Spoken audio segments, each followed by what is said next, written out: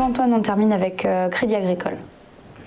Alors Crédit Agricole, oui, c'est pas du tout la même structure et la même performance boursière, puisque le titre est en baisse depuis le début d'année de 23%. Alors sur Crédit Agricole, on a quand même de bonnes nouvelles. On a déjà le secteur bancaire qui est plébiscité par les investisseurs depuis maintenant un mois.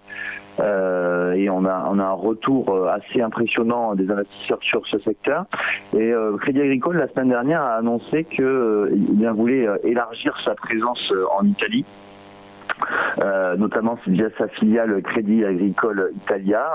Il va racheter donc une banque italienne qui s'appelle Credito Valtellinese, et donc 737 millions d'euros. C'est une opération qui pourrait se clôturer en mai 2021 et ça apporte une prime de 20,8% sur le titre italien. Alors, Crédit Agricole est déjà présent depuis très longtemps en Italie, depuis 45 ans. Et c'est vrai que cette opération pourrait apporter 15% du bénéfice net du groupe. Voilà, donc cette annonce a été plutôt bien accueillie par les investisseurs, puisque le titre Crédit Agricole a fortement progressé la semaine dernière.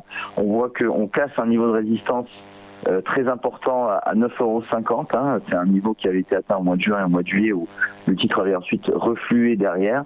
Donc cette cassure de résistance pourrait libérer un potentiel d'appréciation assez important, puisque le prochain niveau c'est 12,17 €. Donc on a un potentiel encore de quasiment 20% sur le titre Crédit Agricole.